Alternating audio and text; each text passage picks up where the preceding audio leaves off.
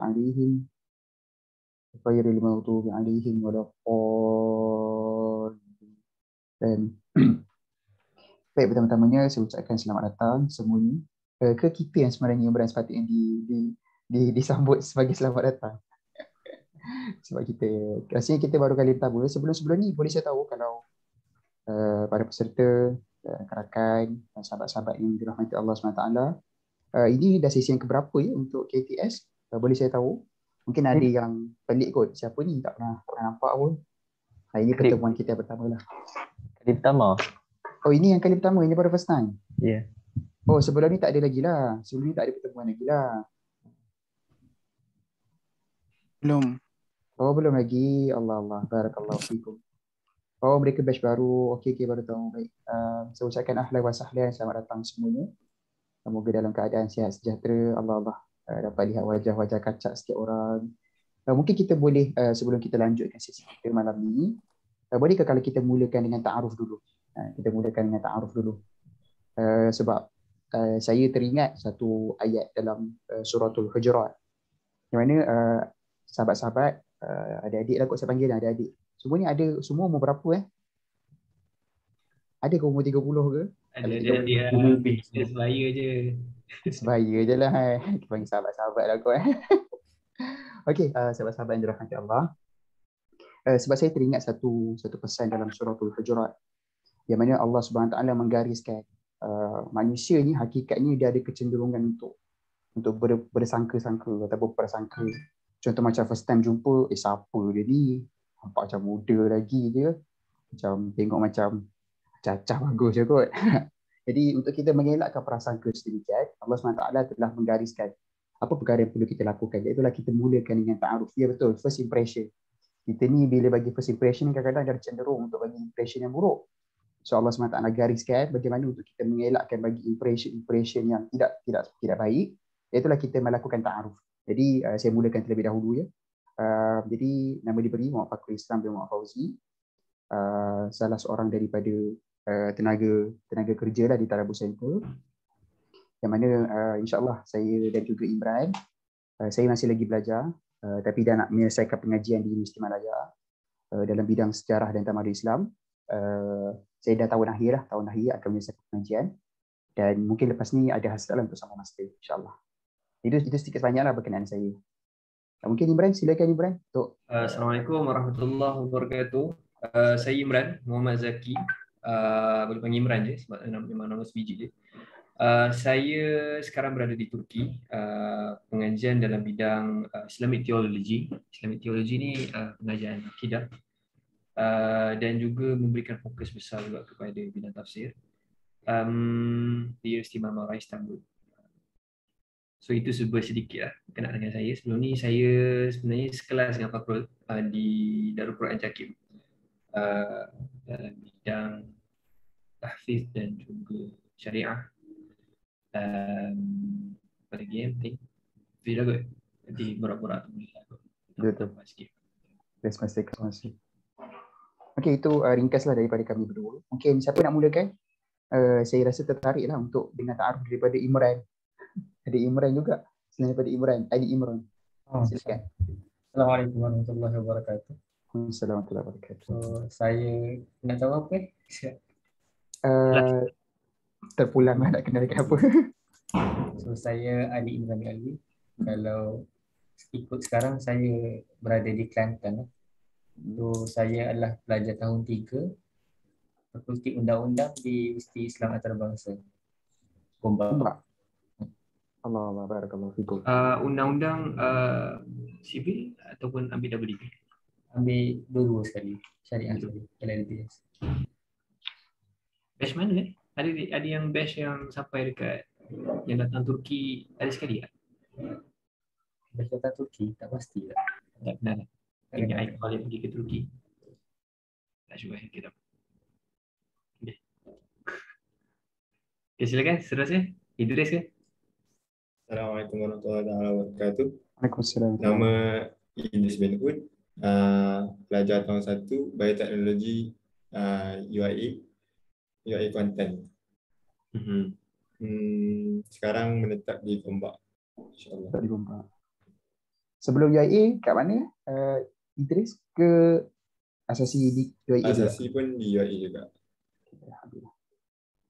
Sebelum UAE tu SMK Sungai Busu di Gombak. Oh, I see. Alhamdulillah. Okey, selanjutnya mungkin Faris Faisal.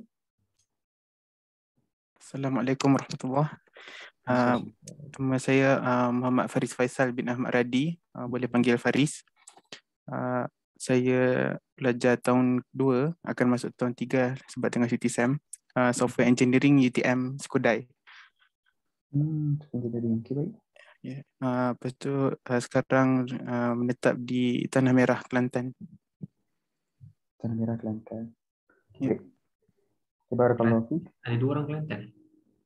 Jadi Imran Kelantan ya? Betul. Saya kat ni Tumpat. Tumpat. Kat dari KB ke. Okay. Faris selesai. Muhzani. Assalamualaikum warahmatullahi wabarakatuh. Waalaikumsalam.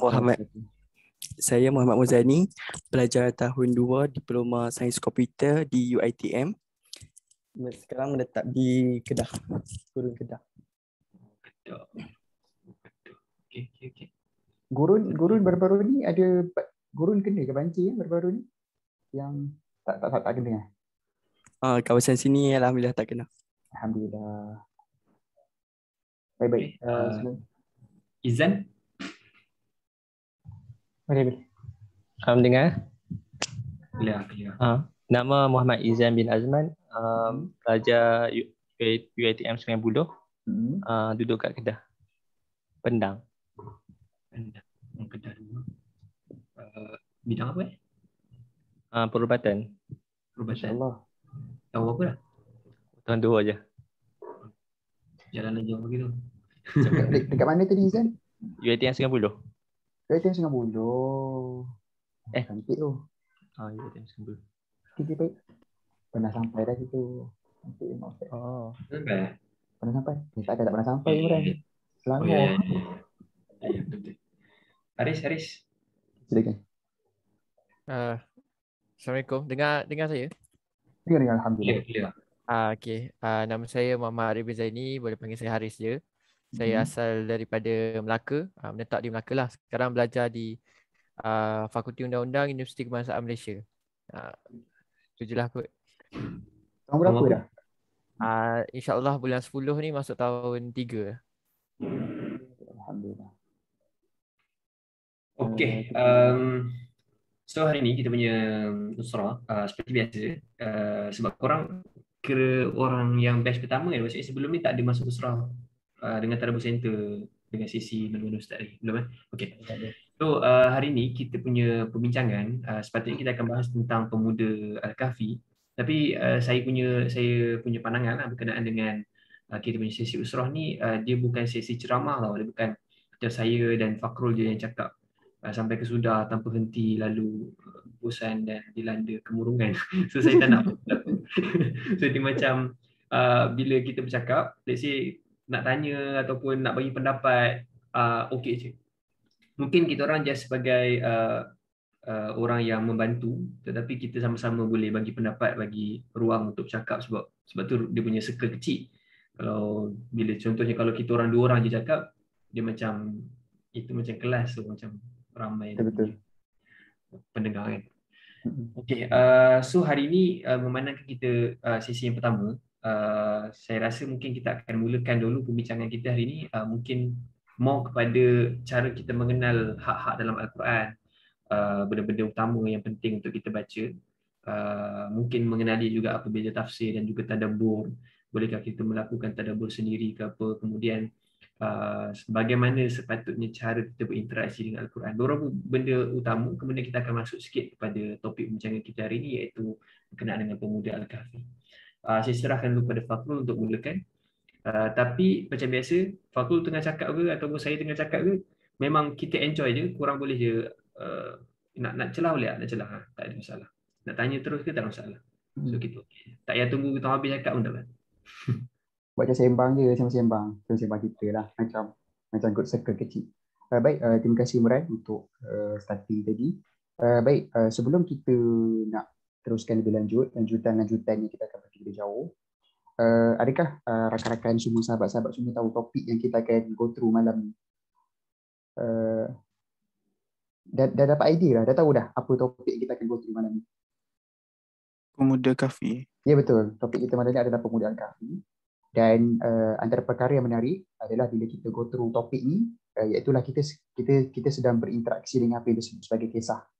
Kita sedang berinteraksi dengan apa yang disebut sebagai cerita lah. Dan saya percaya mostly daripada kita sangat suka cerita. Kita ni suka cerita, kita suka dengar cerita, kita suka tengok cerita. Siapa yang tak suka tengok cerita? Dia rasa macam apa benda tengok cerita ni? Ini semua agenda Yahudi. Jadi kita semua sukalah cerita sebab cerita ni dia menjadikan sesuatu penyampaian fakta ataupun data itu tidak membosankan. Dia tidak jadi kaku, tidak jadi beku. Tetapi rakan-rakan, sahabat-sahabat yang dirahmati Allah SWT sekalian, tahu tak bila kita berbicara berkenaan kisah, ada beza bagaimana Quran menceritakan kisah dengan bagaimana kita manusia memahami kisah. So, soalan yang pertama, kita baca soalan jawab ke Imran kan, supaya kita tak ada untuk ceramah. Soalan yang pertama adalah, apa yang korang semua faham bila sebut cerita ataupun kisah?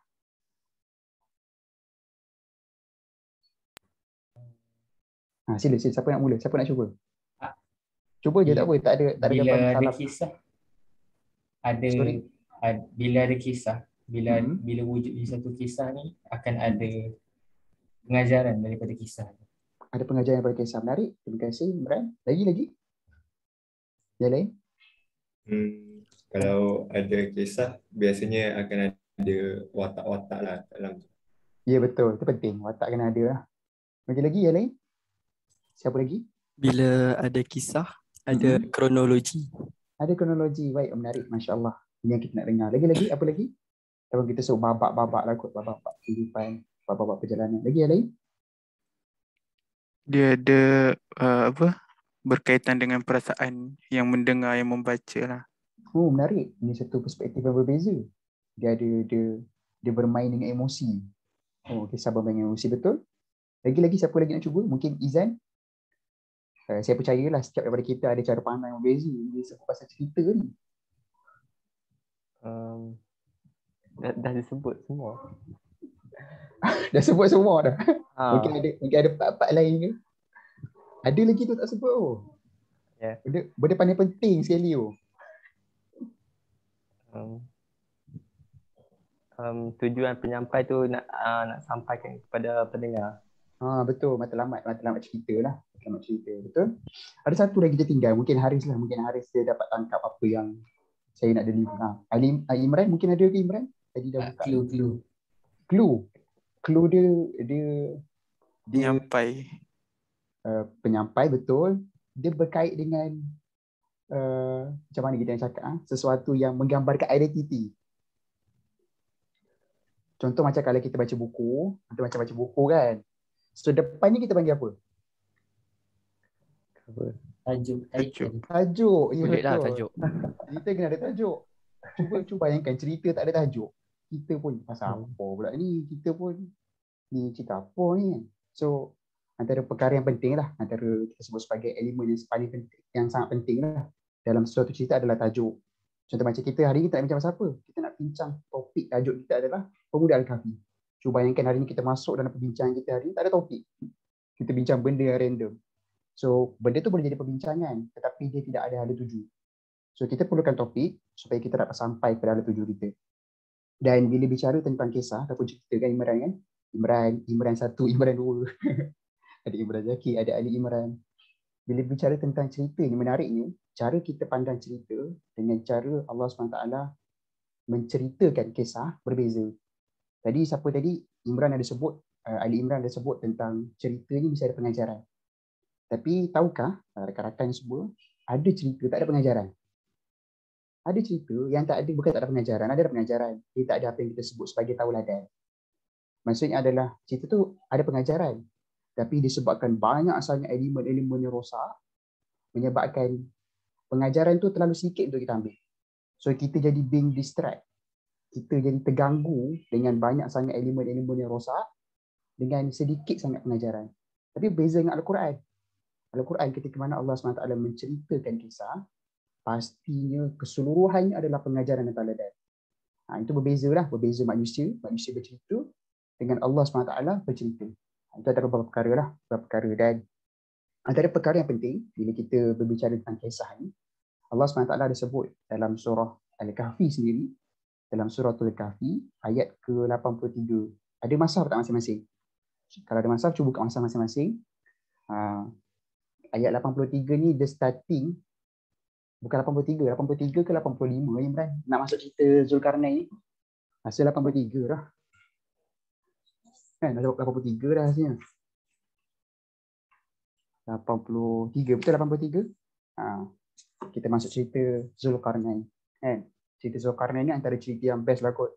Antara cerita, antara kita sebut sebagai kisah yang sampai sekarang masih terus dikaji. Ada orang sebut Zulkarnain ni, orang kata Alexander the Great, penemuan yang baru, ada yang sebut Cyrus. Dan tahukah rakan-rakan, penemuan yang paling latest yang disebutkan oleh Ibnu Ashur, Zulkarnain itu refer kepada Maharaja Cina. Ini mesti macam, tak pernah dengar ni. Tiba-tiba bawa ke timur ni. Biasa bawa ke barat ni, tiba-tiba bawa ke timur. So antara perkara yang kita belajar daripada kisahnya adalah, kisah dalam Al-Quran adalah sifatnya adalah sifat yang dia akan berterusan, dia akan berterusan kita menemui sesuatu yang baru. Dan itulah sifat sejarah. Sifat sejarah ni, sahabat-sahabat, kalau kita belajar sejarah ni dia tidak ada apa yang disebut sebagai absolute truth. Sebab orang akan sentiasa dapat temui fakta yang baru, yang dapat hazafkan fakta-fakta yang lama. Tapi apa yang saya nak bawa rakan-rakan semua, sahabat-sahabat semua, kita beri perhatian kepada ayat 83. Allah SWT sebut, وَيَسْأَلُونَكَ عَنْ ذِي الْقَرْنَيْنِ قُلْ سَأَتْلُو عَلَيْكُمْ مِنْهُ ذِكْرًا. Saya nak kita bagi perhatian kepada kalimah minhu. Iaitulah kalimah minhu ni, maksudnya adalah ceritakan sebahagian. Perasan tak cerita-cerita dalam Al-Quran ni, dia kebanyakannya dia tidak sifat full kronologi. Perasan tak? Kalau ada pun kronologi kadang-kadang, dia macam bersepah-sepah. Macam, kenapa starting hujung? Tiba-tiba starting mula, pada tengah-tengah. Dia macam berterabur. So, apa hikmah di sebalik semua ni? So, satu perkara lagi yang kita perlu faham adalah bagaimana Allah present kisah, tak sama macam bagaimana kita present kisah. Kita present kisah, kita sangat menjaga kepada aspek babak-babak. Kalau contoh, kalau babak ni hilang, kita rasa macam alamak lost, tak faham. Tapi Al-Quran tidak begitu. Al-Quran walaupun kelihatannya macam ada babak yang hilang, still kita dapat ambil pengajaran dan teladan. Itu beberapa lah kita sebut sebagai pendahuluan. Dan mungkin Imran boleh share, mungkin boleh share pula tentang, yelah bila kita suka dengan kisah.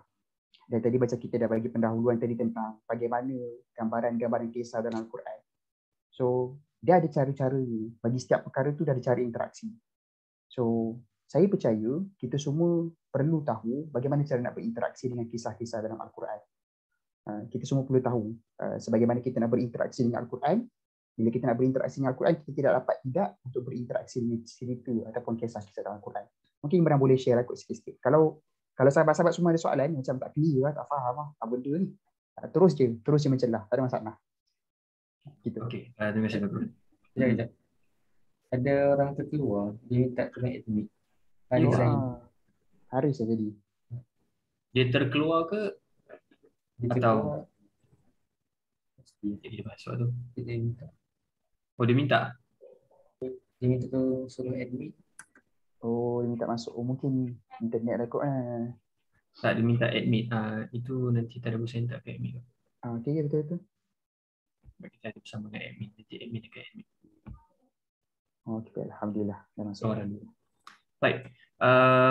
Nak mulakan dulu berkenaan dengan apa tilawah, tafsir apa semua. Boleh. Kita mula dengan interaksi dengan Quran yang paling asas sekali lah, paling asas. Kita go paling bawah sekali, just macam saya rasa kita semua dah tahu, cumanya sebagai permulaan ataupun sebagai asas kita ambil dalam 5 minit kurang untuk kita bahas berkenaan dengan hak-hak Al-Quran yang perlu dipenuhi.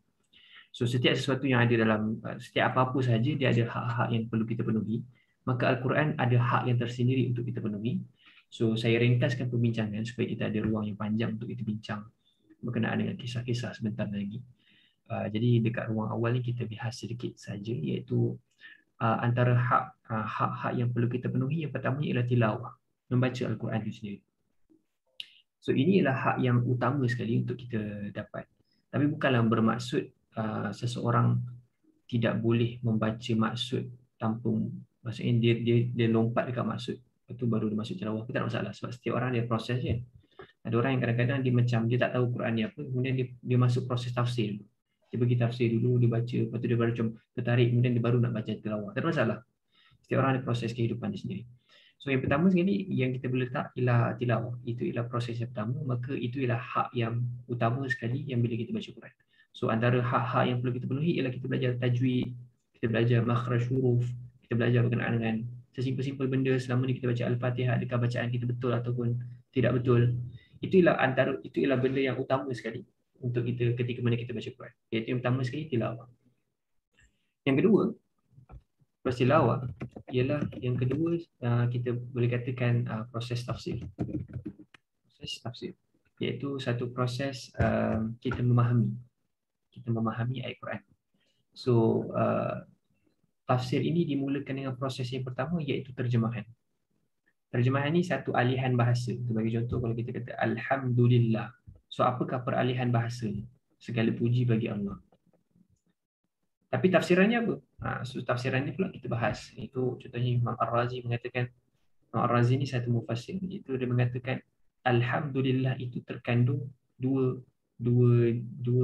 fungsi, iaitu kita berterima kasih dan kita memuji dalam satu kataan. Dan biasa kita cakap terima kasih Fakrul. So kita terima kasih, kita tak belum tentu kita puji dia. Ataupun kalau kita puji seseorang, belum tentu kita terima kasih kat dia.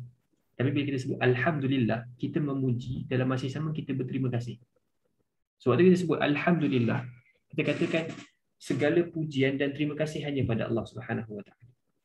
Kalau kita suka kereta BMW, kita takkan pergi dekat dengan kereta BMW, kita kata terima kasih BMW. Tak, kita cakap kau cantik sangat BMW. So biasanya terima kasih dan pujian dia akan bersaingan. Tapi kita sebut Alhamdulillah, kita sedang memuji dan kita sedang berterima kasih Allah dengan Allah secara satu sekali. Macam tu. Alhamdulillah. So itu maksudnya bagaimana kita nampak terjemahan dan juga tafsiran. So tafsiran ni dia ada proses yang panjang, which is kita tak boleh menafsirkan Al-Quran secara sendiri melainkan kita telah mencukupi prasyarat. Contoh macam Izan belajar doktor, so dia takkan dapat title Dr. Izan sampailah dia melalui proses yang panjang, kemudian kena ada houseman sebagainya, baru dia dapat jadi doktor. Begitu. So betul ke houseman kan? Kesalah. Sebenarnya kalau dah lengkap degree medik 5 tahun tu dah boleh pakai title doktor dah. Cuma dia tak boleh praktis je. Okey. So 5 tahun. Dia dah belajar 5 tahun dia jadi doktor. So kalau dia belajar 2 tahun ke 3 tahun dia belum dapat jadi doktor. Dia boleh panggil bakal doktor. Gitu. Kamu juga macam apalah kan. Setiap satu ada prasyarat lah. So sebab tafsir ni dia ada satu disiplin dia yang kita tak boleh baca ayat kita agak-agak. Kita boleh agak kita boleh faham, ada benda yang boleh faham, tapi kita tidak boleh semudah-mudahnya menafsirkan sesuatu. Dia ada proses dia, contohnya ilmu bahasa Arab dia, kena ada ilmu akidah dan sebagainya, dia proses dia panjang. Basically tafsir ni datang perkataan fassara, iaitu kupas. Kalau kita mengupaskan limun, fassara limun, kita mengupas. So dia macam something yang like kita tutup tapi kita buka dia, kita kupas dia. Contoh juga macam kalau kita nampak, kita tengah kat jalan raya, kita nampak lampu merah. So lampu merah tu tanda.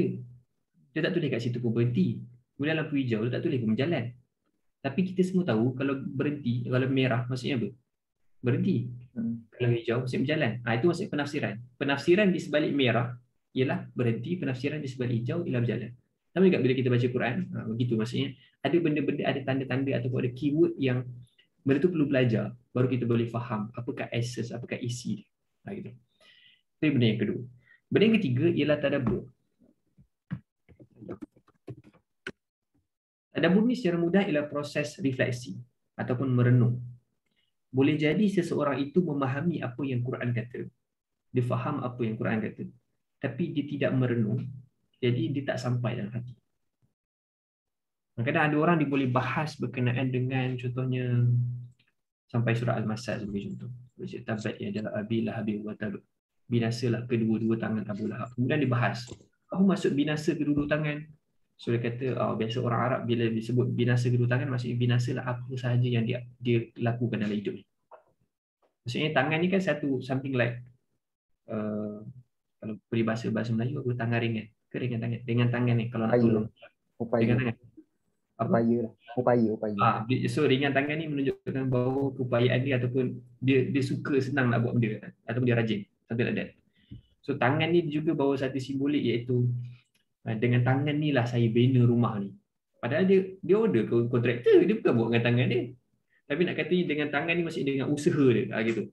So bila Allah kata binasalah kedua tangan, maksudnya binasalah apa yang dia usahakan, tak jadi apa. So seseorang boleh faham tafsir tu, tapi seseorang juga kadang-kadang tidak merenungkan apakah maksudnya. Dia tak renung. Sampai kan dia juga bertindak ataupun dia ada sikap macam Abu Lahab je. So tadabbur sangat penting. So Allah kata afala yatadabbarunal Quran am ala qulubin aqfaluha. Apakah mereka tidak mentadabbur Al-Quran ataupun merenung Quran, merenung isi-isinya, ataupun di atas hati mereka itu ada penutup. Aqfaluha. Ada penutup. So nak katanya proses tadabbur ialah proses hati, proses jiwa. Dia proses yang mana kita merenung sesuatu dan kemudian kita dapat sesuatu. Sama juga macam contohnya cerita pemuda Al-Kahfi ke apa ke. Saya rasa kalau kita baca tafsir, kalau kita baca hurai-hurai, kita boleh kata aku boleh cerita satu benda daripada pemuda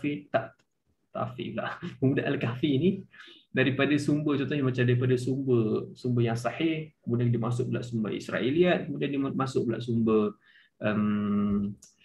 biblical dan sebagainya, dia boleh cerita macam-macam. Tapi boleh tak orang yang dia hurai semua tu, tapi dalam masa sama dia tidak melakukan tadabbur? Boleh jadi. So nak katanya dalam hak Al-Quran kita bukan sekadar baca, kemudian kita faham, tapi kita juga perlu masuk kepada fasa iaitu merenungkan. Yang ketiga. Yang keempat apa Pak? Tazakkur. Maksudnya? Beri peringatan. Beri peringatan. Sama dengan tabligh kan? Tabligh kita sampaikan tazakkur ni untuk diri kita.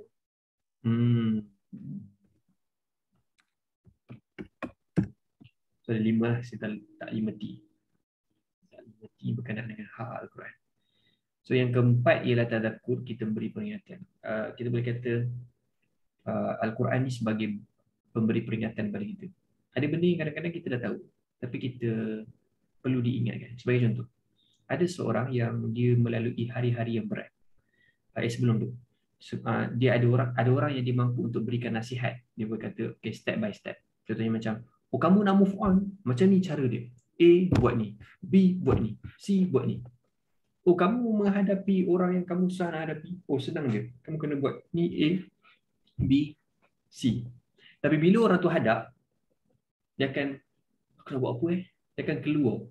Itu biasanya. Sebab saya sendiri pernah lalui hari-hari yang berat dalam hidup. Kemudian saya borak kat kawan saya cakap, aku nak buat apa Lepas tu dia kata, kawan saya cakap, kau kenapa nak cerita kat aku cara nak buat dia? Cara dia A, B. Saya tak ingat pun saya cerita kat dia. So nak katanya, waktu kita bercerita kat orang, dia macam kita boleh cerita macam-macam, tapi yang kadang kita perlu diingatkan. Al-Quran sentiasa menjadi peringatan pada kita.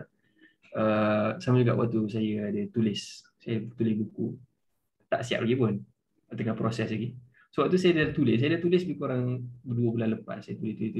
Kemudian saya datang. Kemudian saya tak ingat apa saya tulis. Kemudian saya edit balik. Saya baru dia edit 2-3 hari lepas. 3-4 hari lepas saya edit. Terus saya fikir, aku tulis benda ni. Aku tak ingat Macam, aku tak ingat pun. Saya tak ingat pun apa yang saya tulis. So, dia akan jadi peringatan. Saya macam, ini rupanya ceritanya. Saya sendiri baru dihentam lah. Saya tulisan sendiri menghentam diri sendiri. Dan yang terakhir sekali tabligh iaitu menyampaikan. So kita ada tugas menyampaikan.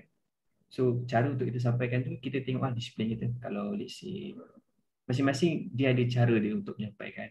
Tapi ada orang kadang-kadang Contohnya macam dia tiada penguasaan dalam satu bidang. So dia kena tahu cara dia menyampaikan tu kena ada cara dia. Contohnya orang tu dia tak ada kemampuan dari sudut fiqh. Maka bila dia nak menyampaikan, dia tak boleh menyampaikan macam guru mengajar. Tapi dia boleh menyampaikan, sebab dia belajar, so dia boleh menyampaikan macam murid belajar tapi berfungsi. So itu antara cara tabligh itu, masing-masing kita ada level kita, so kita faham sendiri kan tabligh. Okay, kita back to the discussion about kisah. Saya nak share screen. Saya tak buat slide pun, tapi saya tak buat slide. Imran, kalau saya boleh tambah juga Imran sikit untuk tabligh.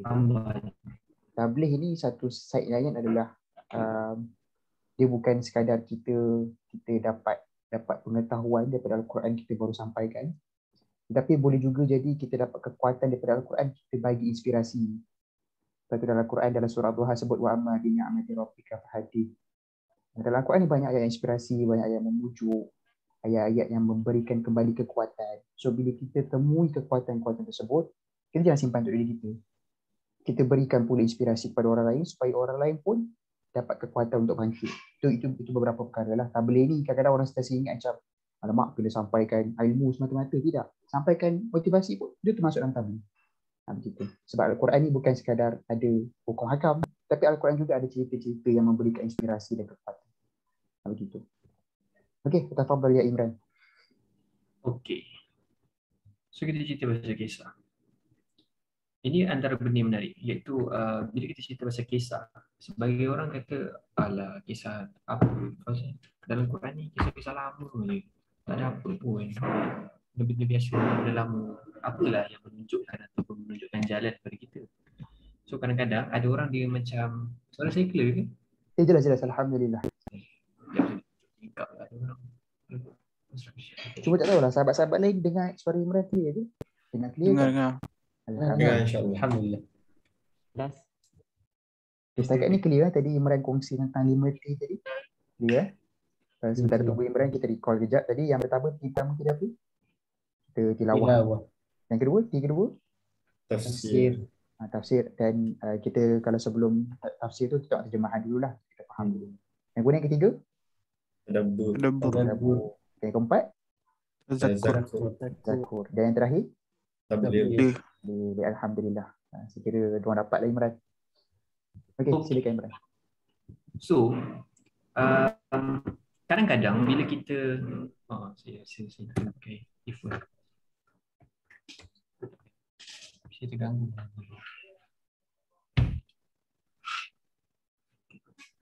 Okey. Kadang-kadang kita mungkin pernah dengar orang cakap alah apa yang ada pada Quran ni semua kisah-kisah lama. So kenapa kita nak kena menghadapi zaman yang global dengan kisah-kisah lama? Apa kita dapat dengan kisah-kisah lama? Dia cuma kisah dahulu. Begitu. So ini sebenarnya Allah SWT pernah sebut berkaitan dengan sikap orang yang mengatakan alah ini macam kisah-kisah lama. Iaitu Allah sebutkan, saya buat saya makan semalam. Ada 9 kali dalam Al-Quran Allah sebut asatirul awwalin. Asatirul awwalin. Saya tunjuk contoh yang pertama pada surah Al-Mutaffifin.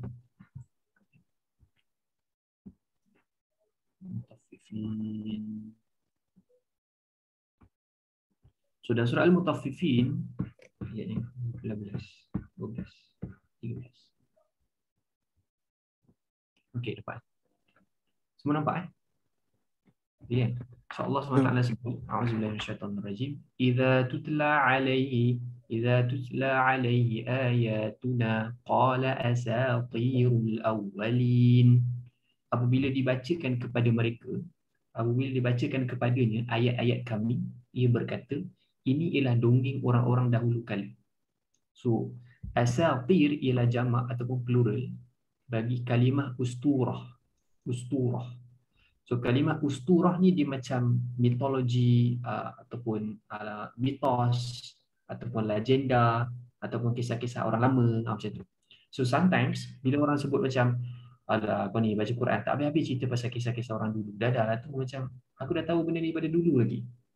So Allah kata inilah sikap orang, sebahagian orang Iaitu bila dibacakan ayat-ayat Al-Quran, mereka akan kata, ini macam dongeng orang dulu je, ataupun ni kisah lama dah ni, tak dapat apa. Even though saya pun waktu saya kecil, saya pernah terfikir tau, waktu saya umur lebih kurang sekolah rendah, waktu saya baca surah Al-Masad, saya tertanya-tanya, saya cakap, kenapa agaknya Allah kekalkan surah ni? Kenapa Allah kekalkan cerita ni tentang Al-Masad? Sebab kadang-kadang bila saya baca ayat lain, dia macam, contohnya seru manusia buat macam ni, seru manusia tolong ini, sekian. Tapi dalam surah Al-Masad, Allah cerita pasal binasa kedua-dua tangan Abu Lahab. Saya macam, saya jadi macam terfikir, kenapa cerita ni dikekalkan? Macam, ni kan dah lepas, kita pun boleh tahu daripada sejarah. Waktu tu saya sekolah rendah, saya terfikir ni. Saya terfikir benda tu. Bila saya baru dapat jawapannya bila saya pergi ke DQ. So, nak katanya, Allah Subhanahu Wa Taala bagi tahu berkenaan dengan ada certain orang, ada certain manusia yang dia orang-orang kafir pun, ini ialah antara modal hujah orang-orang kafir Quraisy ketika Nabi sampaikan. Orang akan cakap, asatirul awwalin je, kisah-kisah orang dulu. Dan Allah kata, kalla bal rana ala qulubihim ma kanu yaksibun. Yang sebenar-benarnya qulubihim, pada kulub mereka, pada hati mereka itu ada diselaputi dengan kotoran dosa. Dia dah rana ala qulubihim tu maksudnya dah diselaput. Hati mereka ni dah selaput. Dia macam tak lut. So nak katanya kisah sampai daripada penyampai yang paling terbaik iaitu Allah Subhanahu Wa Taala disampaikan oleh Rasul yang paling terbaik pun mereka tak boleh nak terima. Sebab apa? Sebab ada something bermasalah pada hati mereka. So mari kita pandang bagaimana sepatutnya kita pandang kisah-kisah dalam Al-Quran. So begini, dalam Al-Quran Allah SWT, saya ambil pada surah Yusuf dulu. Allah kata, nahnu nakussu alaika ahsanal qasasi bima awhayna ilaika hadzal Quran wa in kunta min qablihi laminal ghafilin. Kami ceritakan kepadamu, wahai Muhammad, ahsanal qasas, seindah-indah kisah, sebaik-baik kisah, bima auhayna ilaika hadzal Quran, dengan jalan kami wahyukan kepadamu Al-Quran ini, wa in kunta min qablihi laminal ghafilin. Padahal sebenarnya sebelum datangnya wahyu ini engkau ini adalah dari kalangan orang-orang yang tidak menyedari tentang hal itu. Boleh jadi orang tu tahu tentang cerita itu tapi tak sedar. Dia ghafil, dia tak sedar, dia lalai, dia macam tak dapat point. Tapi bila Allah SWT sampaikan cerita, kita baru dapat sesuatu. So, cerita dalam Al-Quran, pertama sekali, Allah bagi tahu sifat dia ialah ahsanal qasas, sebaik-baik kisah. Dia bukan hanya dalam surah Yusuf je ahsanal qasas, tetapi semua kisah yang ada dalam Al-Quran, level dia ialah ahsanal qasas, sebaik-baik cerita. Sebab diceritakan oleh sebaik-baik penyampai, iaitu Allah Subhanahu Wa Taala sendiri. Ada orang kadang-kadang dalam dia buat storytelling, dia kadang-kadang dia memang betul-betul worst sikit. Ada kadang-kadang dia nak sampaikan jenaka, dia akan gelak dulu. Dia macam, aku ada satu cerita. Dia gelak dulu, lepas tu dia macam orang lain mendengar, tak lawak.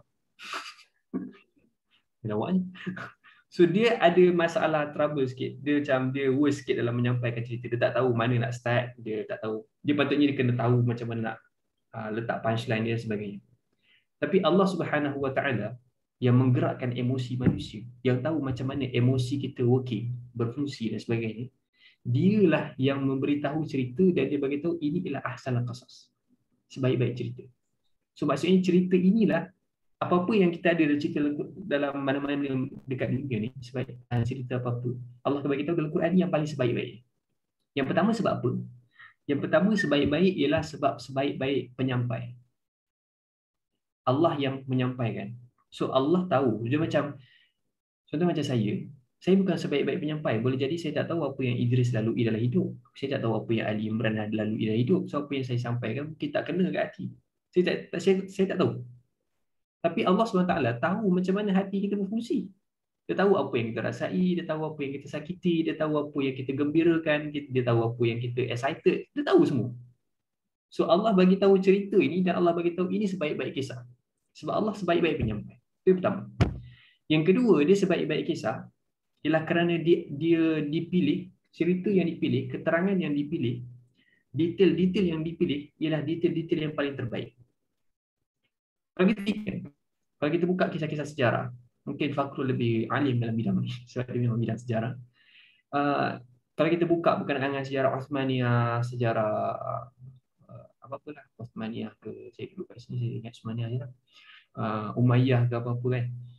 So orang mungkin akan kata, orang akan ingat dalam catatan sejarah, biasanya catatan tu akan bersifat benda yang besar, like macam surat raja ni kepada raja tu, ataupun batu bersurat ke, ataupun apa-apa saja yang biasanya bersifat besar, ataupun monopoli kuasa, ataupun sistem ekonomi, ataupun sistem politik ketika itu, macam mana kerajaan menekan rakyat, macam mana kerajaan meraihkan rakyat. So which is benda tu besar. Jarang-jarang benda-benda kecil cerita dalam rumah tangga diceritakan kepada kita. Kita pun tak tahu sangat cerita tentang Sultan Sulaimaniyah. Sultan Sulaiman apa agaknya kata-kata dia kepada anak dia waktu dia kecil. Tak ada catatan sangat pasal benda tu. Mungkin ada tapi tak jumpa sangat. Which is kita dalam sejarah ada benda yang macam banyak sangat. Catatan tu banyak, tetapi kadang-kadang ada benda yang kita tak fokus. Dan kadang-kadang catatan tu boleh jadi catatan tu besar tapi tak baik. Maksud tak baik tu ialah ada certain orang je dapat manfaat daripada catatan tu, tapi tak semua orang dapat catatan, tak dapat manfaat daripada catatan. Itu macam Idris. Idris minat sejarah. Minat. Boleh okay. lah. Boleh lah kan. Okey, contohnya walaupun minat, ada tak catatan sejarah yang Idris bila baca dia akan rasa macam, oh yang ni aku sikit lah. Dia macam tak apa sangat. Ada kan? Orang minat sejarah pun dia akan, ni tak ada apa kot. Sebab dia tak semua benda yang kita baca dalam hidup ni dia bagi manfaat kat kita. Sebab tak semua benda walaupun dia banyak, tak semua baik. So Al-Quran bagi tahu kisah-kisah Al-Quran ialah ahsan, iaitu Allah pilih detail yang paling terbaik untuk kita. Kalau kita tengok cerita pasal Nabi Nuh AS, Nabi Nuh hidup berdakwah 950 tahun. Kita rasa macam ni kalau cerita pasal Nabi Nuh 950 tahun ni mesti banyak muka surat ni. Allah bagi tahu 2 muka surat je. 2 muka surat. Kita tulis diary. Kita tak tahu kita geng lelaki tak tulis diary sangat. Tapi kalau tanyalah kawan perempuan ke apa kan, cuba tanya, diary kalau dia tulis sehari berapa muka surat? Kalau hari tu hari yang menyedihkan, 14 muka surat tau. Mungkin kalau hari tu sangat-sangat membahagiakan, mungkin 7 muka surat, 8 muka surat, which is banyak tau. So nak cerita pasal Nabi Nuh AS, Allah cerita 2 muka surat So Allah pilih yang paling terbaik kan. Allah pilih yang paling penting, paling terbaik. Dan terbaik ini dia pergi ke mana? So dua-dua ni jalan yang terbaik, iaitu penyampaian yang paling terbaik, babak cerita yang paling terbaik, pilihan babak yang paling terbaik. Ini dia membawa kepada dia membawa kepada jalan menunjuk, jalan mendapat petunjuk. Apa-apa saja jalan mendapat petunjuk, itu yang paling terbaik. Kita dapat petunjuk dekat dengan Allah Subhanahu Wa Taala. Okey, itu cara kita pandang pada ahsanul qasas, baik-baik cerita. Dan saya kalau mungkin boleh tambah juga sikit tentang, sebab tadi Imran sebut tentang cerita-cerita, ada orang bawa cerita yang kecil, cerita yang besar. Menarik juga kerana Al-Quran ni kalau kita perhatikan disebutkan, kenapa disebutkan sebagai ahsanul qasas, sebab kita boleh tengok dalam banyak perspektif, banyak kacamata. Kalau sejarah, saya sebagai pelajar sejarah, kita jarang diberikan ruang sedemikian. Sebab kebiasaannya orang yang menulis ni adalah, sebagai contoh, orang-orang besar, orang-orang raja. So mereka akan menulis daripada sisi orang-orang besar. So jarang kita jumpa cerita-cerita contoh macam orang yang tertindas. Ada kita akan jumpa tapi tak banyak. Tapi Al-Quran ni berbeza.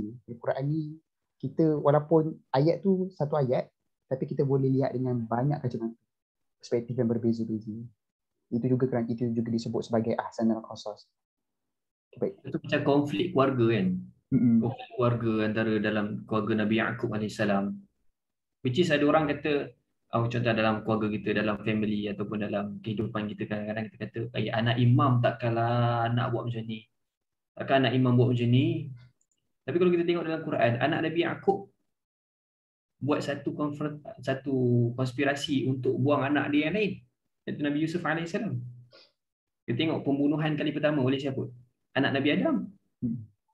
So kita boleh katakan macam kita belajar sesuatu bagaimana mereka menguruskan konflik keluarga, which is benda dalam rumah. So benda-benda yang kita tengok dalam Quran dia sebenarnya cerita-cerita yang ada Quran dia macam cerita tentang diri kita. Cerita tentang jiwa kita sendiri, cerita tentang ketakutan kita, cerita tentang kesedihan kita, cerita tentang kerisauan dalam family, kerisauan dalam perhubungan, kerisauan sama kawan-kawan. Dia macam benda-benda yang kita anggap benda tu kecil tapi Allah SWT bagi tahu kat kita sebab semua berkait tentang kehidupan yang kita lalui hari-hari. So ciri khas Al-Quran ni dia sedang membangun iman kita. Dia sedang membina pemikiran kita dan sedang mengajar kita bagaimana ingin bertindak. Contoh bagi contoh ada orang dia macam dia dalam abusive relationship. Abusive relationship sampai dia tak boleh nak hadap abuser tu. So kita tak tahu macam mana cara nak hadap dengan baik. So antara orang yang kita belajar ialah daripada surah Asy-Syu'ara bagaimana Nabi Musa AS menghadapi Firaun yang dia membesar dengan Firaun, which is dia jadi bapa dia lah. Tapi bapa dia ni abusive father.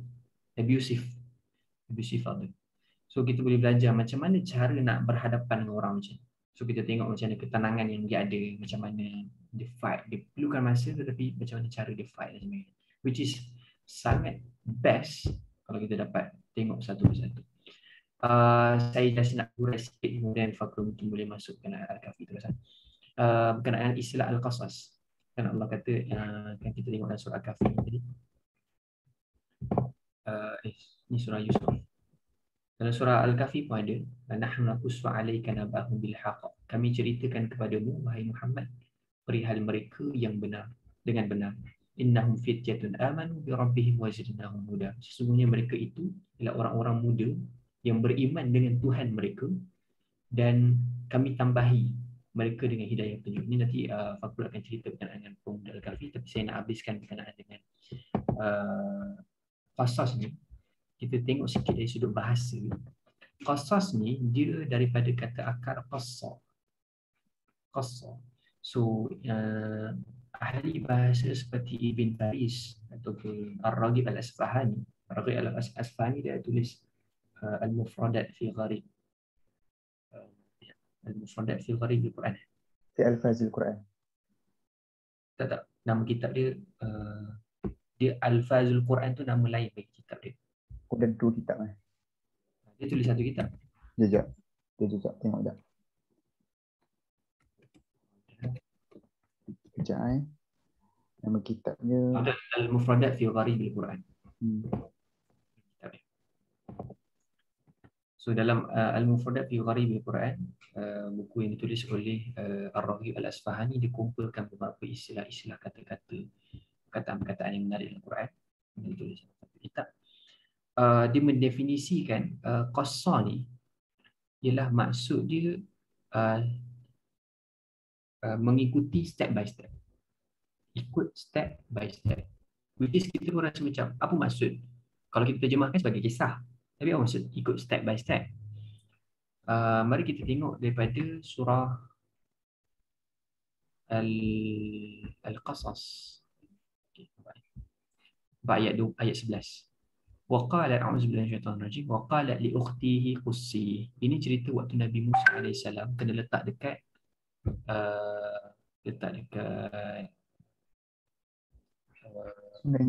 dalam peti masuk kat sungai Nil. Yang menariknya istilah yang digunakan ketika mana Allah bagi tahu tentang sungai Nil kan. Allah bagi tahu al-yam. Maksudnya dia letakkan peti itu dalam al-yam. Sebab apa tau? Al-yam ni kalau diterjemahkan, bila difahami, bila biasa kita tengok terjemahan, al-yam ni maksudnya laut. Tapi ibu Nabi Musa letak dekat sungai. Bukan laut situ, sungai. So saya pun semalam saya terfikir-fikir kenapa ya? Kemudian saya buka lah tafsir Ibn Ashur. Saya buka kemudian dibahaskan berkenaan dengan istilah al-yam. Dia sebenarnya dia lebih kepada, biasanya dia lebih bererti kepada laut. Tetapi digunakan dekat sini kerana gelora sungai Nil, gelora dia, kedalaman dia, kebesaran dia macam laut. Dalam, deras, which is mak Nabi Musa ni memang betul-betul tawakal ni, letak kat bukan sungai macam laut. Fakrul mungkin pernah pergi Mesir kan, tengok sungai ni besarnya kan. Besar kan? Dia bukan macam sungai Malaysia. Bukan macam sungai Ciling kita mandi hujung-hujung minggu kat IQ tu. Siapa tak tahu sungai Ciling boleh pergi lah. Terima kasih. Bukan sungai Ciling. Dia memang besar. Dia besar gila itu. So, dia kata dekat kakak dia. Dia tu kakak Nabi Musa. Dia jadi anak perempuan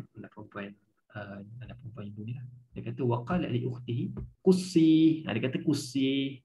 So daripada akar kata ni juga membentuk qasas. Daripada akar kata yang sama. So qussi ni maksudnya apa? Kalau ikut terjemahan dia kata pergilah cari khabar beritanya. Pergilah cari khabar beritanya. Tetapi secara literal dia maksudnya ialah ikutilah dia. Ikutilah dia.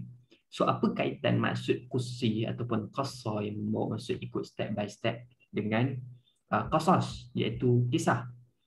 Sebab sifat kisah ialah dia sifat kisah dalam Al-Quran. Dia bukan seperti kisah iaitu bersifat naratif sejarah. Naratif sejarah boleh bila kita tengok naratif sejarah boleh jadi dia bukan perbahasan yang bersifat step by step. Ataupun dia tak ikut follow, dia kadang-kadang dia macam tak semua orang akan follow jalan. Tapi sifat Al-Quran ialah dia qasas iaitu kita akan ikut step by step, which is Allah Subhanahu Wa Taala sedang membawa kita sedang melangkah satu langkah demi satu langkah demi satu langkah untuk sampai kepada petunjuk. So Allah bagi tahu kamu ni sedang melangkah. Langkah yang kamu sedang langkah ni untuk tahu cerita ni ialah ahsan, sebaik-baik. Kamu sedang melangkah mendapat sesuatu, kamu dapat yang terbaik sekali. Begitu. Dan dia untuk mendapat ibratul li ulil albab. So Allah bagi tahu juga untuk orang-orang yang kita panggil sebagai ulul albab. Kalau siapa yang pernah belajar MRSM, kita panggil MRSM ulul albab kan. Jadi kita bahas sikit maksud dia. Allah kata ulul albab ni dia akan dapat ibrah, iaitu pengajaran. Ibrah ni apa? Daripada kata asal dia abara, iaitu kita merentas ataupun jambatan. Kita menjambatani, menjambatani. So dia macam kita menjambatani, kita panggil sebagai kita ada proses ibrah. So macam kita sedang lihat apa yang berlaku pada masa silam, kemudian kita nampak benda tu direct macam zaman kita. Dia nampak direct. Kita dapat point lah. Dia dapat point. So Allah kata siapakah yang boleh dapat point? Ulul albab. Siapakah ulul albab? Basically secara mudahnya ulul albab ni ialah ulul pemilik. Biasanya kalau dekat dalam Quran dia akan terjemahkan sebagai orang yang memiliki akal ataupun orang yang menggunakan akal ataupun orang yang mempunyai akal fikiran, something like that. So ulul albab ni maksudnya ulul ni ialah pemilik, albab ni ialah jamak kepada lub. Lam ba. Huruf lam ba maksudnya isi. So albab ni ialah jamak, itu plural bagi berat sangat ke saya rasa semua okey kan? Kalau rasa macam tak faham tanya. Okey. Ya Ali. Okey. So ulul albab ni maksudnya orang tu dia memiliki isi-isi. So dia baca Quran, dia bukan hanya orang yang macam dia kata ustaz, apa ya ayat untuk sakit belakang? Dia bukan orang yang macam tu. Kita bukan kata kita tolak terus perbahasan benda tu sebab benda ni dibahaskan juga dalam kitab Al-Itqan fi Ulumil Quran. Imam Suyuti dia bahas berkenaan perkara ini. Bagaimana kita nak bersederhana dengan benda ni, tapi itu nanti kalau kita nak bahas, kita bahas kat belakang. Tapi nak katanya orang yang betul-betul suka, orang yang betul-betul memiliki isi ni lah dia tahu cari essence. Apa isi cerita ni? Orang yang bukan memiliki isi, sebagai contoh macam ni. Baca surah Yusuf, mesti untuk anak cantik. Dia nampak sisi tu. So dia macam dia terpesona dengan pintu sahaja, dengan benda-benda luar. Tapi tidak suka ataupun dia tidak memiliki isi-isi. Sedangkan surah Yusuf ni kata Ata iaitu seorang tabi'in, dia kata tidak akan ada orang yang sedang keresahan ataupun berat jiwanya. Tidak ada orang yang keresahan melainkan apabila dia baca surah ini iaitu surah Yusuf, maka lapanglah jiwa. Macam nak dapat kelapangan? Takkan dengan cara nak handsome je kita boleh lapang. Mana ada? Adakah semua orang pandang orang handsome boleh lapang? Ada je orang pandang orang handsome stres. Saya stres, saya pandang orang handsome tak menyelesaikan masalah stres saya. Sebab saya selalu nampak diri saya dekat cermin, tak saya pun stres saya. So, nak katanya dalam kehidupan kita ni kita perlukan isi, kita perlukan point yang lebih besar. So itu ialah ulul albab. So itu ialah berkenaan dengan cara pandang kita pada cerita dalam Al-Quran, supaya kita boleh clear bahawa cerita Al-Quran ialah cerita tentang diri kita sendiri, dan cerita ialah cerita yang penting yang Allah pilih, yang kita tengok tak banyak cerita dia, tapi cerita yang ada tu sangat-sangat penting, dan cerita itulah yang kita lalui hari ini. So hari ini kita akan mulakan dengan Pemuda Al-Kahfi, tapi nanti mungkin sesi usrah yang lain kita boleh bahas, korang pun boleh tanya apa agak-agak cerita ni, dapat bagi point apa, tak nampak pun diri saya dalam cerita ni, kenapa saya tak nampak diri saya? So kita boleh bahas sebenarnya apa masalah dia. Dia bukan ada masalah pada ayat Al-Quran, tapi cara pandang kita, cara pandang kita. Saya setuju juga, saya serah pada Fakun untuk cerita pasal Pemuda Al-Kahfi. Kita dah start berapa jam ni? 4 jam Berat. ni? Kita dah sejam lah. Sejam lah? Introduction je dah sejam lah. Terus setakat ni kurang okey, tapi tak apa. Setakat ni okey ya semua? Jadi Alhamdulillah. Sebab setahu Kalau saya kita, kalau kita tambah, kalau kita mungkin lagi setengah jam kita habis okey kot. kita Jadi bagi kalau saya rasa macam agak mustahil lah Fakrul nak habiskan Pemuda Al-Kahfi. Oi, mustahil. Ke kau rasa tak mustahil? Sebab kalau contohnya kalau kita nak bahas satu ayat ni, baca ayat warabatna ala qulubihim idh qamu, ni banyak ayat cerita ni, istilah warabatna qulubihim ni kadang ambil 15 minit, ni 15 minit. So tak sempat. Betul, kita sentuh beberapa ayat lah, beberapa ayat dan beberapa perkara. Baik, terima kasih Imran atas kita sebut sebagai permulaan lah, sebab penting. Kita sebut sebagai apa ya, kita panggil kalau dalam istilah training kita sebut mindsetting. Mindsetting penting, mindsetting sangat penting. Sebab tu kalau sahabat-sahabat semua biasa baca buku, kadang-kadang dia menjelaskan, dia nak bagi clear cara pandang kita dah jadi beberapa bab kadang-kadang. Nak masuk kepada konten utama tu dia dah jadi kadang-kadang dah tengah-tengah. Ada yang kadang-kadang buku satu buku tu kadang-kadang punya inti dekat ujung je. Sebab bagi penulis buku tersebut sangat penting untuk dia clarify kan apa-apa perkara yang menyebabkan seseorang tu tidak dapat memahami kandungan buku dengan baik. Sebab tu juga ni Ibn Khaldun dia tulis Al-Muqaddimah tu kan. Tu kan muqaddimah dia je, tapi dah jadi satu kitab yang kita baca tebal tu. Tu pun tak habis baca muqaddimah kan. Sebab tu nak bentuk mindset cara baca sejarah je. Betul, setuju. Lepas tu saya ada baca buku Fakhruddin Ar-Razi tau. Saya tunjuk macam mana dia, berapa tebal dia bahas untuk a'udzubillah dan bismillah je. Di sini.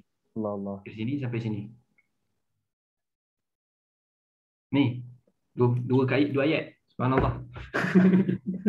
Tak masuk lagi a'udzubillah dengan bismillah. Tak masuk ayat kedua lagi, baru ayat pertama. So penting lah, benda tu sangat penting. Walaupun nampak kecil kadang-kadang, tapi perkara tu sangat besar lah. Okay, baik. Kita mungkin nak pergi sikit kepada surah Al-Kahfi. Dan saya tidak berhasrat untuk kita selesaikan keseluruhan ayat. Tapi bila mana saya terlebih dahulu, sebelum kita pergi kepada baik ayat, mungkin kita nak tanya kepada rakan-rakan sahabat-sahabat keseluruhannya. Bila sebut suratul Kahfi, apa yang bermain dalam fikiran? Apa yang dalam fikiran korang? Apa yang terus saya melihat ini adalah surah sekian. Saya melihat ini adalah surah sekian. Ada setengah orang dia melihat suratul Kahfi ni, surah selamat daripada fitnah Dajjal. So mungkin korang semua boleh kongsikan. Tadi Imran cerita dah bagaimana cara kita melihat kisah. Sekarang ni kita nak tengok pula macam mana cara korang melihat surah. Silakan. Siapa nak mulakan dulu? Mungkin Faris Faisal? Boleh. Jadi setakat yang saya pernah dengar daripada lain-lain juga lah kan. Ada surah Kahfi ni dia ada cerita pasal 4 kisah lah. 4 kisah yang utama. Termasuk yang pertama tu yang Pemuda Kahfi, Zulkarnain, yang kebun tu dengan Nabi Musa dengan Nabi Khidir lah. Dan dia menceritakan tentang fitnah-fitnah tersendiri lah. Sama ada dari segi student, ada segi pemuda dan sebagainya. Itulah. Okay, baik. Barakallahu fiik. Okay, yang lain. Mungkin dia ada melihat sisi yang berbeza pada suratul Kahfi. Mungkin Haris? Kita tak dengar lagi suara Haris. Apa yang saya dapat ni sebab saya tengok perkongsian Ustaz Syahri hari tu dekat dengan Asatizah Selangor memanai Hari Merdeka. Apa yang saya tertarik berkenaan surah Al-Kahfi ni bila penaklukan itu kan daripada perspektif kisah Iskandar Zulkarnain yang dia datang untuk membebaskan satu kawasan di kawasan Matahari Terbenam, dan juga bagaimana lari daripada kerajaan yang zalim. Kisah pemuda Al-Kahfi itu sendiri lari daripada kerajaan yang zalim. Jadi itu perspektif barulah. Selepas saya dengar tu macam terbuka sikit, macam surah Al-Kahfi bukan semata berkenaan fitnah Dajjal, tapi dia juga adalah berkenaan bagaimana kemerdekaan itu ataupun kebebasan itu dicapai. Allah barakallahu fiik. Satu perspektif yang baru. Terima kasih Haris. Kita dapat sesuatu yang baru pada malam ni, alhamdulillah. Mungkin Izan, mungkin orang perubatan ni nampak beza sikit kot.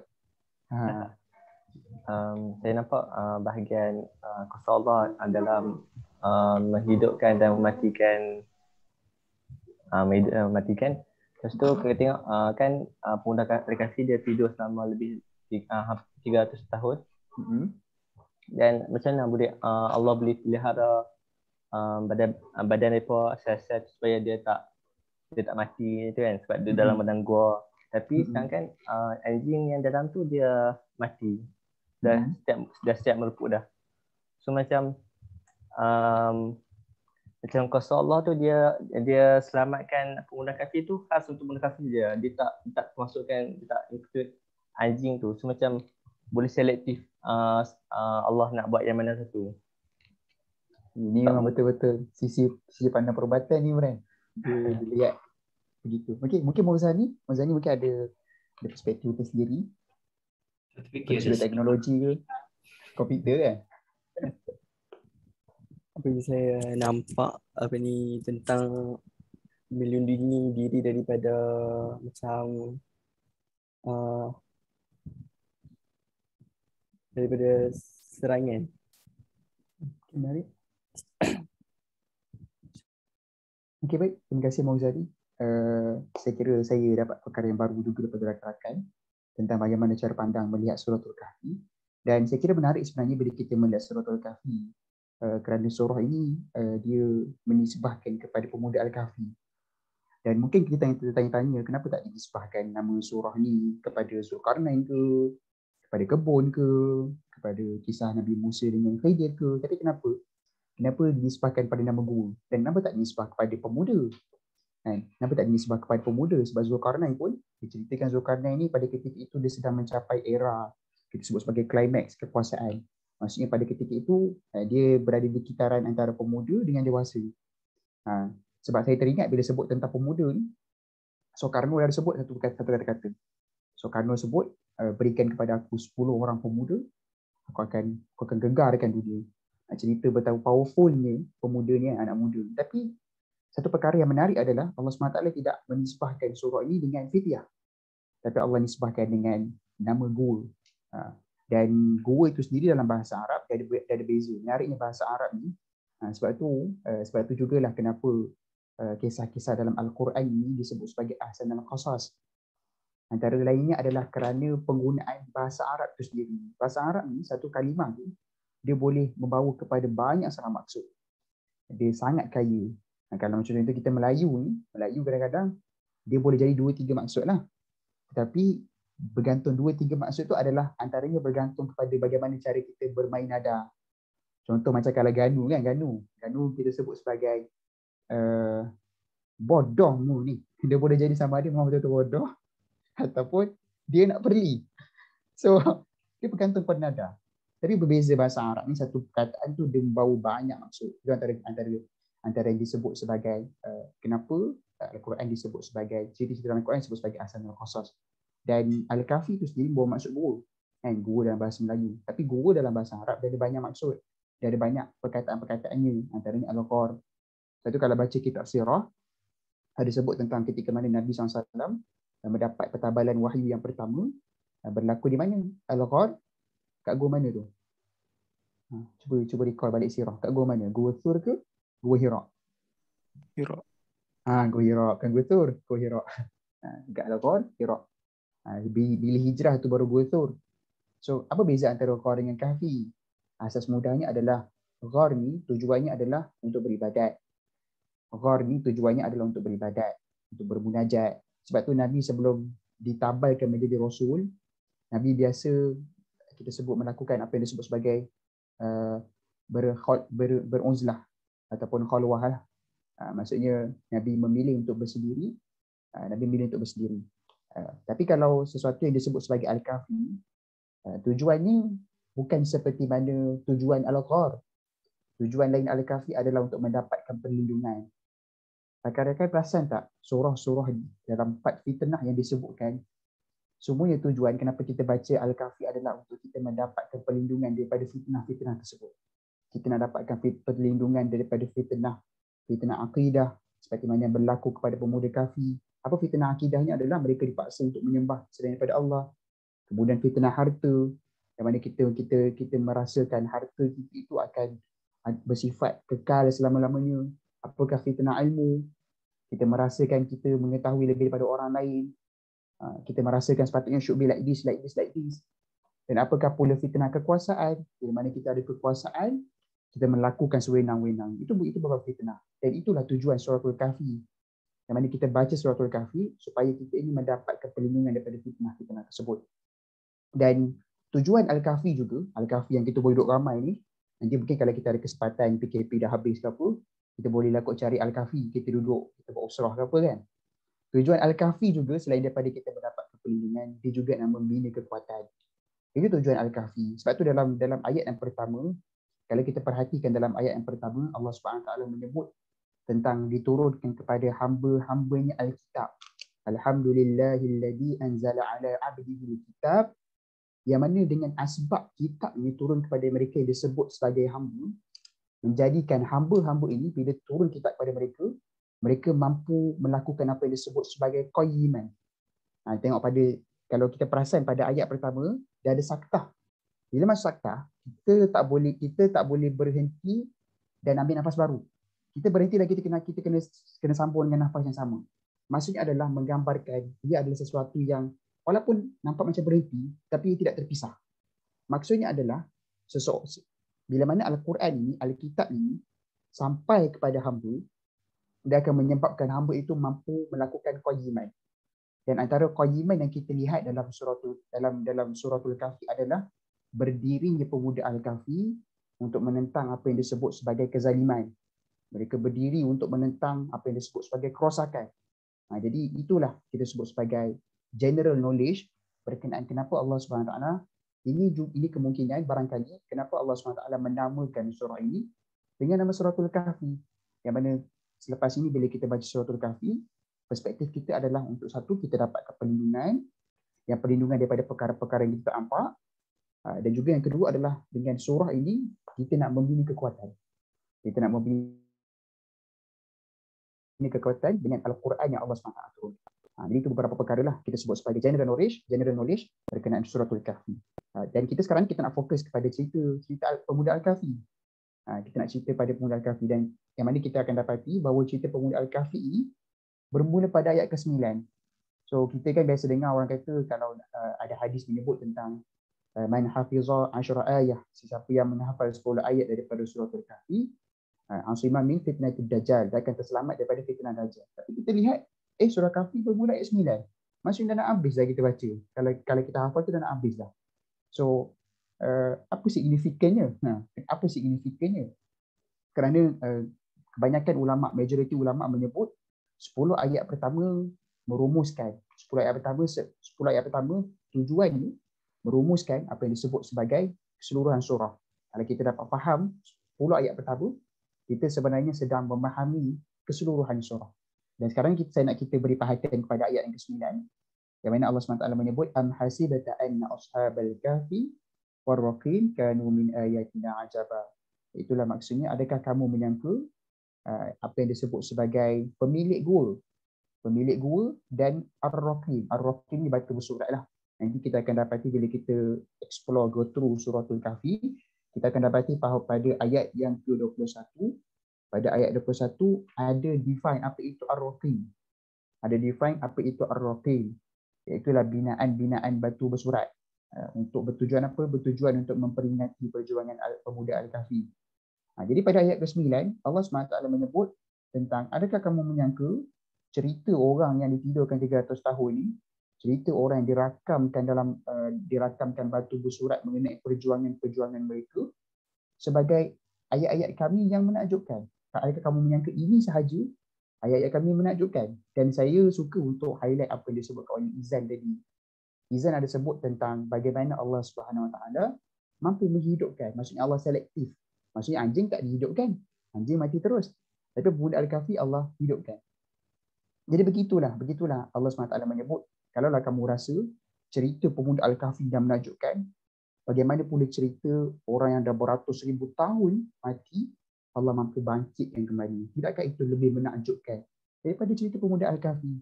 Maka Allah SWT sedang berdasarkan pada ayat ke-9, Allah SWT sedang mengajak kita untuk merenung. Adakah kita ini nak jadi macam masyarakat pada ketika itu? Iaitulah nak tunggu benda-benda besar berlaku baru kita nak beriman. Nak tunggu benda-benda besar berlaku baru kita nak ucapkan subhanallah. Nak tunggu dekat awan tu nampak tulis kalimah Allah, dekat lembu nampak kalimah Allah, baru nak mengucapkan subhanallah. Maka Allah SWT seolah-olah menegur kita. Janganlah tunggu keadaan sedemikian, tapi lihatlah kepada alam ini. Kerana bila mana Allah SWT dalam kali kita lihat pada ayat 9, Allah SWT menyebut kalimah ayah. Kalau kita perhatikan dalam Al-Quran banyak sebut kalimah ayah. Yang mana kalimah ayah ni kita sebut sebagai dia memberi tafsiran kepada 3 maksud.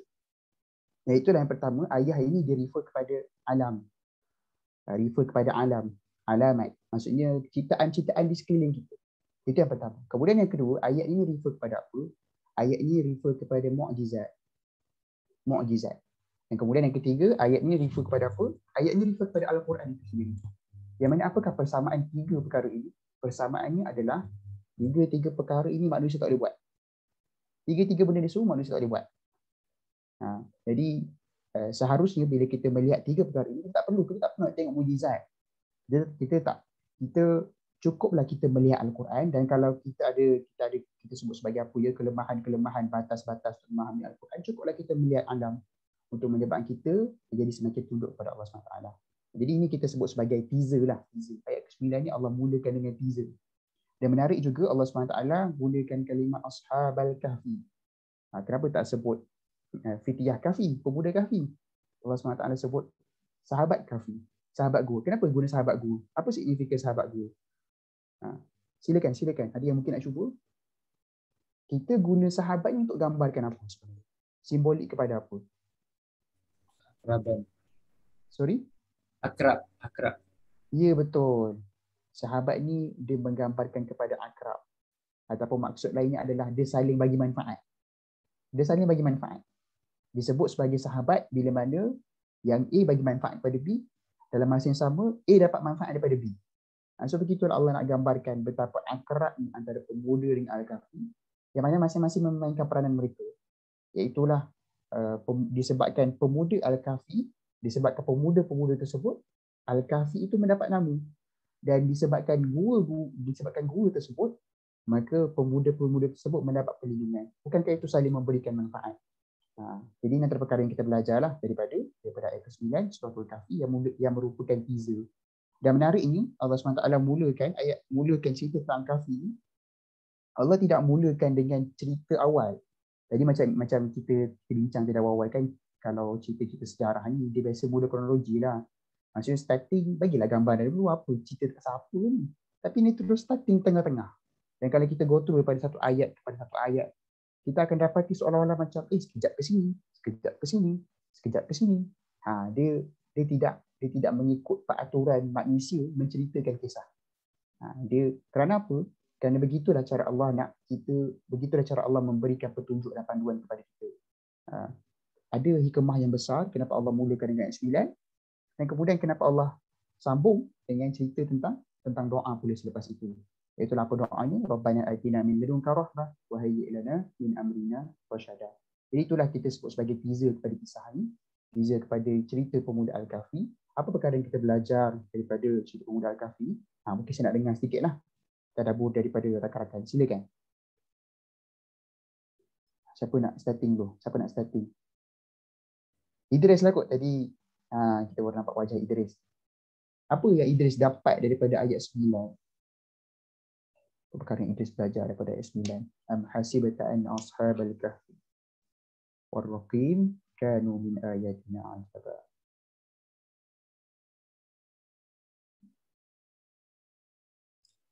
Ayat 9 sahaja. Ya, ayat 9 sahaja. Sebab kita pun bincang ayat 9 sahaja. Kalau ikut apa yang Ustaz cakap tadi, dalam apa tu, bukan sahaja cerita Ashabul Kahfi ni je yang apa tu menakjubkan, tapi ada banyak lagi kisah-kisah lain yang juga menakjubkan juga. Okey, baik. Alhamdulillah, tadabbur yang baik daripada Idris. Lagi, siapa lagi nak berkongsikan tadabbur pada ayat 9? Mungkin perspektif yang sedikit berbeza. Mungkin Faris, Faisal. Kalau nak relate dengan yang kita tengok hari ni lah, macam Ustaz kata tadi, kita tak perlu tunggu peristiwa-peristiwa besar berlaku . Jadi maksud dia, biasanya kita lepas peristiwa besar tu, dia akan ada satu tempoh lah yang ada apa, terkesan pada orang-orang lain lah. Contoh yang bila MS3 MS yang hilang tu, peristiwa tsunami Aceh yang kat Kedah Bawah ni tu, adalah dia punya gap. Maksudnya sebalik daripada peristiwa-peristiwa tu, dia nak kata daripada ni tu baru sikit Allah boleh buat yang besar lagi. Macam yang tadi Kahfi tu baru 300 tahun boleh hidup balik. Apa yang jauh lagi daripada tu, sebelum lagi betul kan Allah boleh buat lagi. Jadi nak kata kita bukan kena tunggu satu tu berlaku baru ada pengajaran lah. Baik, barakallahu fiik Faris. Tadabbur yang baik. Kita tak perkara kita belajar daripada ayat ke-9. Mungkin Imran nak kongsi, nak power untuk kita melihat pula cerita tentang pemuda Al-Kahfi. Okey, macam tadi berkenaan dengan ketakjuban, kita cerita pasal isu ketakjuban kan. Saya just tambah sikit je, iaitu Allah nak larikan balik fokus. Allah nak tarik balik fokus kita. Sebab istilah am hasibta ini adalah satu, dia macam kamu consider, kamu kira, kamu agak-agak, kamu rasa macam tu. So Allah sedang bagi tahu, oh kamu rasa macam ni. Sebenarnya bukan macam tu. Begitu. So dia macam Allah nak bagi tahu satu benda, iaitu ada certain orang dia banyak tertarik dengan hanya benda-benda yang bersifat wow, hanya bersifat unsur luaran. Tetapi ulul albab tidak begitu. Ulul albab itu orang yang memiliki isi-isi. Even kalau macam tu kita keluar rumah hari ni, kita nampak matahari bersinar, kita dah nampak dah tanda-tanda kekuasaan Allah. Kita tak perlu nak tunggu matahari itu terbenam terbit daripada barat ke, ataupun kita tak perlu nak tunggu awan membentuk kalimah Allah ke. Ada tak perlu. Kita melihat Allah, kita melihat awan, kita dah melihat bahawasanya di sebalik ini ada Tuhan. Begitu. So saya rasa kita tak nak panjangkan dari sisi ini, mungkin sampai situ je. Cumanya ala kulli hal sebagai keseluruhan, mungkin kalau kita nak bahas secara mendalam ni, kita ambil sesi lain lah, sebab kita dah panjangkan dengan sesi mukadimah tadi. So kalau dari sisi kita lama sangat, nanti dia macam penat, dan kadang-kadang banyak sangat maklumat dia. Usrah ni kita nak relax-relax je. Ala kulli hal, macam tadi kawan-kawan kita pun semua dah sebut berkenaan dengan kita ada 4 kisah, dan setiap kisah ini mewakili 4 jenis fitnah yang ada. So kita ada fitnah-fitnah macam Allah, macam Nabi kata, kita bila kita baca surah Al-Kahfi ini dapat mengelakkan kita daripada fitnah Dajjal, fitnah Dajjal. So fitnah ini dia bukan, fitnah Dajjal tu besar, dia besar gila. Tapi fitnah yang besar gila tu, sebenarnya fitnah yang besar tu, sebenarnya setiap hidup kita ni kita ada fitnah-fitnah yang kecil. Ujian-ujian yang kecil. Ujian yang menyebabkan boleh jadi fitnah dalam hidup kita. Itu contohnya pemuda itu fitnah tak akidah. Kalau kita tengok dekat Twitter, kadang-kadang ada banyak persoalan-persoalan yang menyebabkan nampak dia orang ni confused dengan akidah, tak clear, tak jelas, konsep takdir tak jelas, konsep banyak-banyak benda yang tak jelas. So ada problem sikit dari sudut pemahaman akidah. So kita kena nampak benda tu. Cara pandang kita kepada Allah Subhanahu Wa Taala, cara pandang pada hari kiamat, sampai kalau kita tengok ada video viral saya tengok macam kurang, dia macam tu antara tanda-tanda fitnah dan fitnah akidah lah, iaitu bila ada orang tanya dekat radio tu yang dia cakap kalau jumpa muka nanti nak cakap apa. Dia semua tahu kan. Lepas tu dia cakap saya tak ingat jawapan dia, tapi jawapan tu saya tak suka dengar. Tu antara tanda tau. Dia cuma simptom kepada masalah yang lain. Dia bukan satu-satu masalah, tapi masalah-masalah lain sebenarnya orang kita ada banyak juga masalah di sudut akidah. So itu antara benda yang kita belajar dari sudut pemuda. So dia sedang masuk ke gua, dia sedang melindungi akidah di sini. So kalau kita tengok juga cerita-cerita lain, kita ada nampak cerita seterusnya cerita kebun, itu berkenaan dengan fitnah harta, kemudian ada fitnah ilmu, kita cerita Nabi Musa dan juga Khidir, dan juga fitnah kekuasaan. 4 fitnah ni ialah benda yang kita lalui setiap hari. Kita bangun pagi, kita akan nampak macam okey, mana yang lebih berharga, selimut ke ataupun salat. Kita sedang mendapat ujian dan itu boleh menjadi fitnah dalam hidup kita berkaitan akidah. Dan kita bangun, kita duit kita itu dari sudut fitnah, dari sudut kewangan, fitnah dari sudut harta dan sebagainya. Kemudian ilmu, kita rasa macam kita lebih baik daripada orang lain. Kita buka dekat media sosial, kita rasa kita bersama je. Aku pun tahu ni. Sesimpel-simpel benda. Kemudian yang terakhir fitnah dari sudut kekuasaan, ketua, apa semua. Kadang-kadang kalau kita tengok orang dapat kuasa sekarang rasa macam seronok dapat kuasa. Tapi kalau kita tengok contoh Umar Abdul Aziz misalnya dapat kuasa, menangis, tiap malam menangis, ketakutan. Tapi orang dapat kuasa sekarang dia seronok, dia macam lain berbeza lah dengan. So, kita nampak cara pandang dunia dengan lebih baik bila kita nampak surah Al-Kahfi. Saya tak berniat dan saya tak rasa untuk kita panjangkan lebih lagi. Walaupun mungkin hari ini kita tak dapatlah cerita pasal pemuda Al-Kahfi dengan begitu dalam, tapi mungkin kita boleh sambung pada sesi lain. So kita terus pada sesi soal jawab. Kalau ada soalan atau pandangan ke, semua kita refleksi tambahan mungkin nak share. Saya macam dah pukul Betul 10.5 dah. Terus tengah kita berhenti lah, insyaAllah. Ada apa-apa refleksi tambahan ke buat sahabat? Mungkin Izzat, refleksi tambahan ke? Saya ada soalan tapi tak ada kata sangat dengan tajuk hari ni. Ada. Macam surah Al-Quran tu macam mana dia dapat nama? Macam kalau macam dalam hadis kan, kalau Nabi nak cerita pasal al-Mulk, Nabi sebut ayat Tabarakalladzi tu kan. Jadi saya tertanya lah macam mana surah ni dia dapat nama macam Al-Kahfi ni, Al-Baqarah macam tu. Silakan Pak Turun. Silakan Imran. Silakan Pak Imran. Nama pernah jawab dah soalan ni. So Fakul jawab. Nama surah ni dia bukanlah nama yang baru. Nama surah ni memang sudah tertulis di Lauh Mahfuz.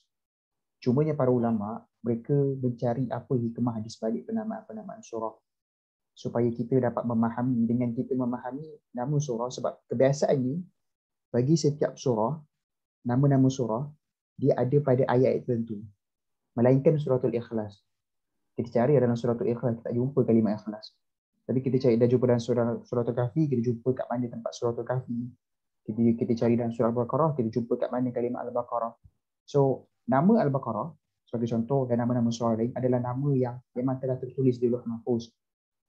Tapi para ulama, tapi sebab tu kadang-kadang kita temui, kadang-kadang asatizah ni dikongsi nama lain bagi surah ni adalah sekian-sekian. Sebab itu juga antara yang Nabi SAW sampaikan. Sebagai contoh suratul Mulk, antara nama lain suratul Mulk adalah surah Mani'ah. Surah yang menyebabkan kita ni terhalang daripada mendapat siksaan kubur dalam kubur. Disebabkan oleh fadilat ni. So nama yang ada dalam Al-Quran, nama surah itu adalah nama yang tertulis di Lauh Mahfuz. Tetapi hikmah-hikmah yang kita temui, kadang-kadang asatizah kongsikan apa hikmah nama suratul Kahfi, itu adalah kita sebut sebagai ijtihad ulama. Begitu. Ada pula untuk nama yang tertulis di surah, itu nama yang dah tertulis di Lauh Mahfuz. Allah Ta'ala. Mungkin ada tambahan? Jawab soalan ke Izan? Menjawab.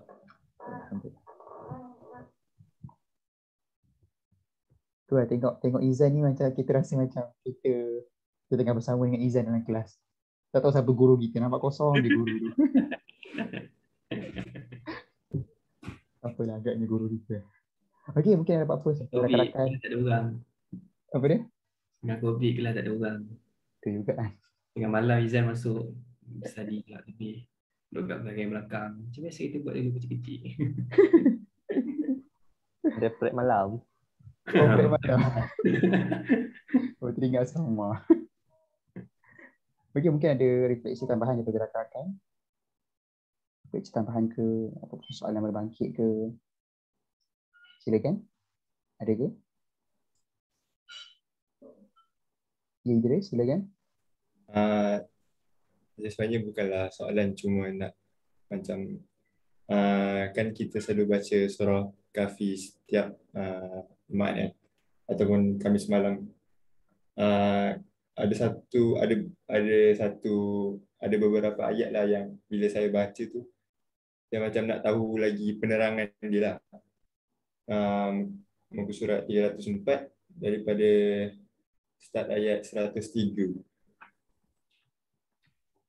103, okey, baik.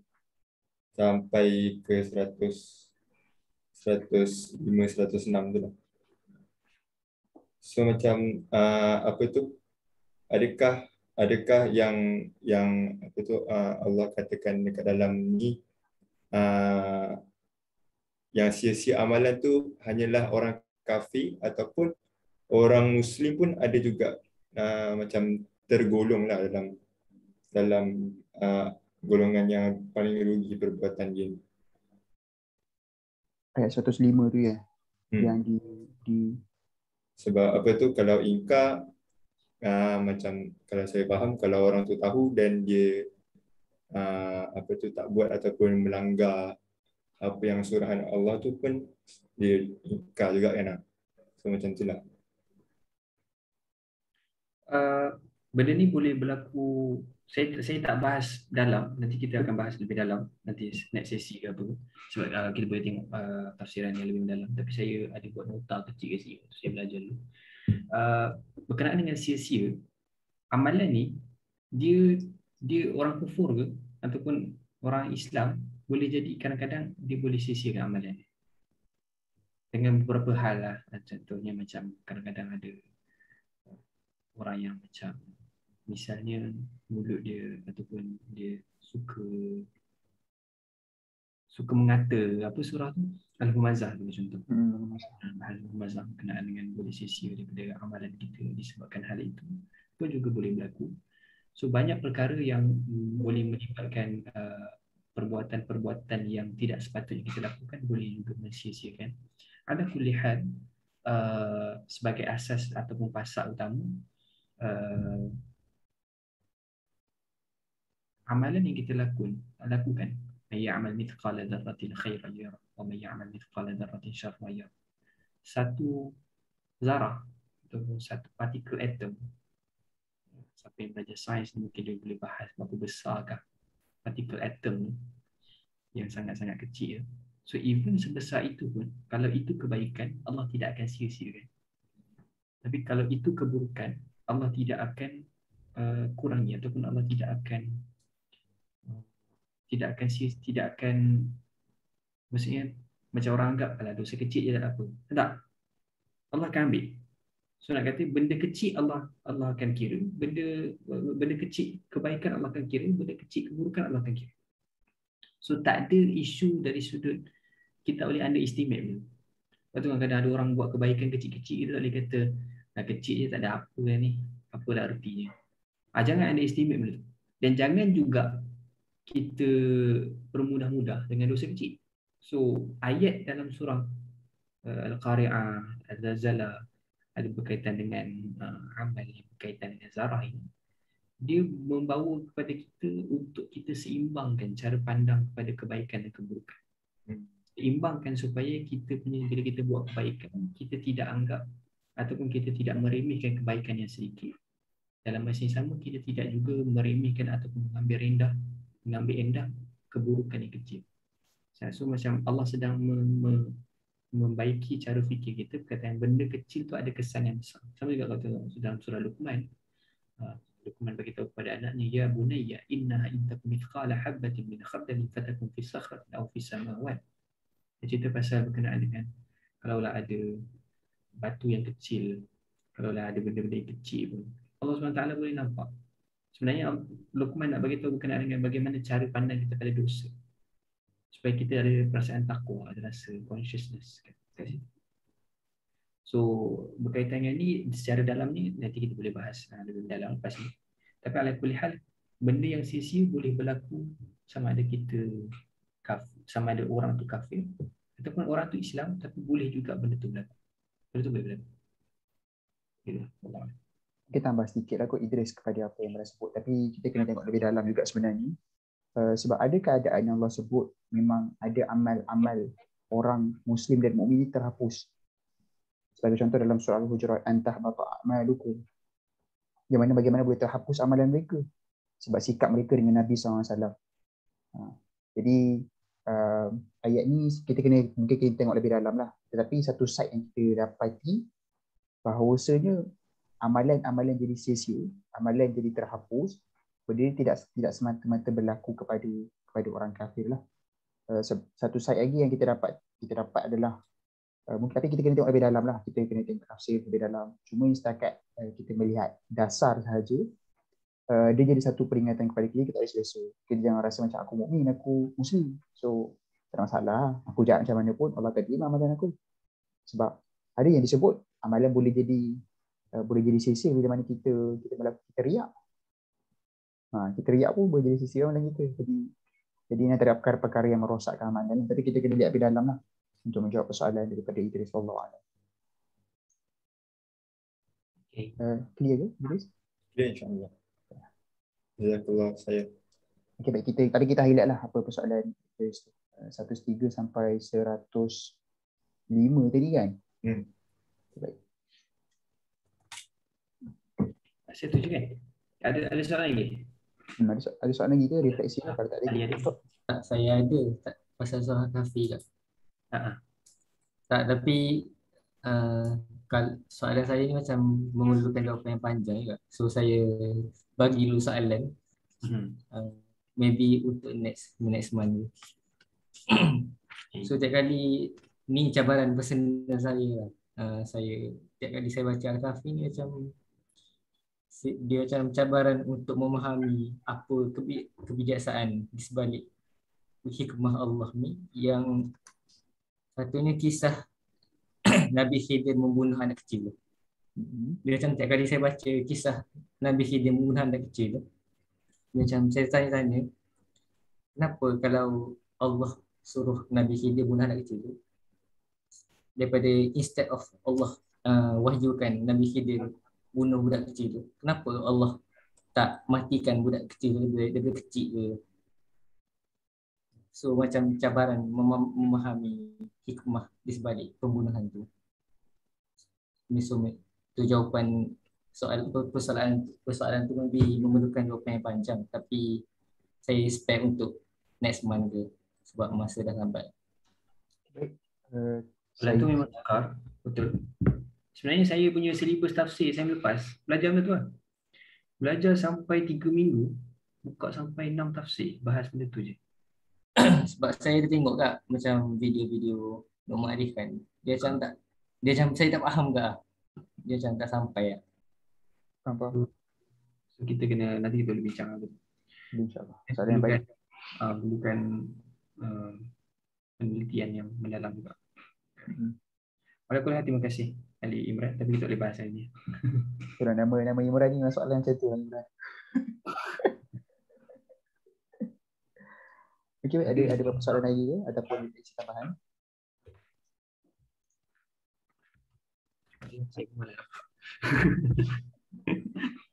Okey. Ada ke refleksi tambahan ataupun soalan-soalan ke? Kita akan highlight lah, kita akan raikan soalan tu di masa akan datang insya-Allah. Rasa macam tak ada. Tak ada. Ada. 5 saat. 1, 2, 3, 4, 5. Okey, tak ada. Okay, Fakrul buat penutup, saya buat penutup, kemudian kita boleh pulang ke rumah masing-masing. Izan jangan duduk kat bilik prat lama-lama kan. Seram pun duduk kat bilik prat saya hantu. Hati. Okey, sebagai penutup lah, sebagai konklusi, apa yang kita belajar pada malam ni adalah yang pertama, kita kita perlu recall balik, kita perlu semak kembali diri kita, bagaimana kita sebut sebagai kita punya interaksi kita dengan Al-Quran. Kita melihat Al-Quran itu sebagai apa? Adakah kita melihat Al-Quran itu sebagai kitab-kitab atau buku-buku yang lain? Ataupun kita melihat Al-Quran itu sebagai bagaimana? Dan tadi pun yang jelaskan tentang bagaimana cara kita berinteraksi dengan kisah.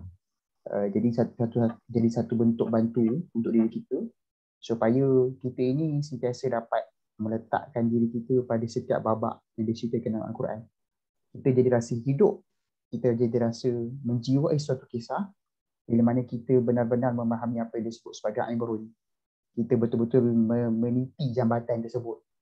Jambatan daripada dimensi masa kita pergi ke dimensi masa silam sebagai contoh, ataupun kita pergi ke dimensi masa depan sebagai contoh. Kita cuba menjiwai perkara-perkara tersebut. Dan kemudian yang ketiga antara perkara yang saya kira kita dapat pada malam ini, terutama diri saya sendiri, iaitulah bagaimana cara kita melihat Suratul Kahfi. Apakah hikmah di sebalik nama Suratul Kahfi itu sendiri? Apakah teguran-teguran ataupun peringatan yang Allah sebut pada ayat ke-9? Iaitulah kita ini tidak salah untuk kagum. Kita tidak salah untuk kagum. Tetapi janganlah sampai kita being distract daripada apa sepatutnya yang kita dapatkan daripada peristiwa pemuda Al-Kahfi. Itu beberapa perkara lah yang saya kira kita boleh ambil pedoman bersama insya-Allah. Wallahu a'lam. Mungkin Imran tu? Jadi apa yang sisi dalam Al-Quran, setiap satu ayat, setiap satu detail itu ialah ruang untuk kita rehat, relax dan merenungkan benda tu. Setiap sesuatu yang Allah detailkan, benda tu penting untuk itu. Somehow kadang-kadang rasa macam yang ayat ni tak ada apa sangat kot. Macam ini tak ada point sangat. Boleh jadi tempat lain. Tak ada. Dia tak ada point tu, dia kata ayat ni tak ada point sangat. Itu maksudnya dia tak ada point. Orang penyampai tak ada point. Al-Quran ada point. Al-Quran memang dalam dia punya isi. So macam dalam surah Al-Hujurat Allah SWT firman.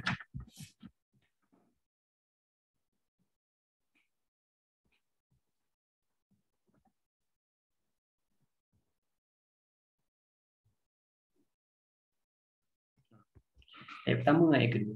Ya ayyuhalladzina amanu la tuqaddimu baina yadayillahi wa rasulih. Wahai orang-orang yang beriman, jangan kamu mendahului Allah dan Rasulnya dalam menetapkan sesuatu hukum. Pada ayat kedua pun Allah beritahu ya ayyuhalladzina amanu la tarfa'u aswatakum fawqa sawtin nabi. Jangan kamu meninggikan suara kamu melebihi daripada suara Nabi. Sebab tu dalam kelas sebelum ni saya punya profesor disebut antara tanda-tanda simptom kita mendahului ataupun kita meninggikan suara ialah apabila kita mengatakan ayat ni tak ada point sangat, which is kita sedang merendahkan ayat Allah, menunjukkan bahawasanya ayat ni tak berapa nak isi sangat. Sedangkan ayat-ayat Allah Subhanahu Wa Taala setiap sesuatunya sangat-sangat berharga, sangat-sangat berharga. Sama ada kita tidak menemuikan mutiara itu lagi, itu saja. Tapi ayat-ayat Allah sangat-sangat mendalam. So which is setiap satu benda tu dia macam sangat-sangat penting. Maksudnya macam kenapa Allah detailkan berkenaan dengan Nabi Yaqub menangis sampai buta matanya. Ada sesuatu yang Allah nak ajar kepada kita.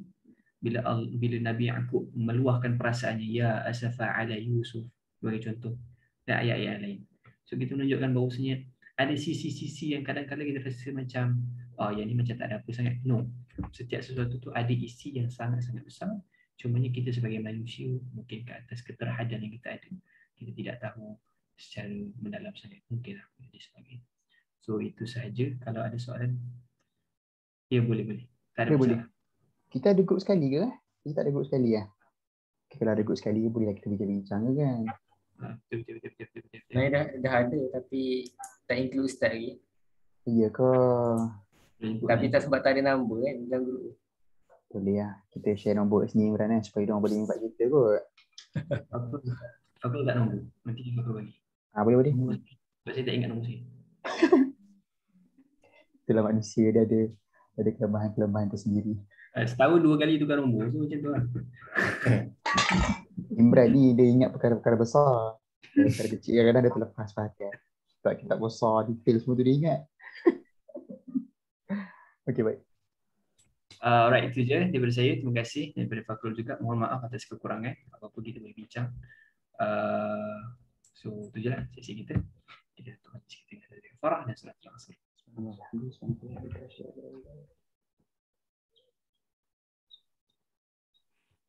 Senyum. Senyum semua. Okay dah. Okay, baik, Alhamdulillah. Tengok Mozani macam kat bawah. Dia macam kalau kat auditorium tu, okay, semua ambil gambar untuk sesi last. Lepas tu tu je. Terima kasih semua. Assalamualaikum warahmatullahi wabarakatuh. Terima kasih semua. Terima kasih Ustaz. Terima kasih Ustaz. Terima kasih, Ustaz. Terima kasih Terima semua. kasih. Terima kasih Ustaz. Sama.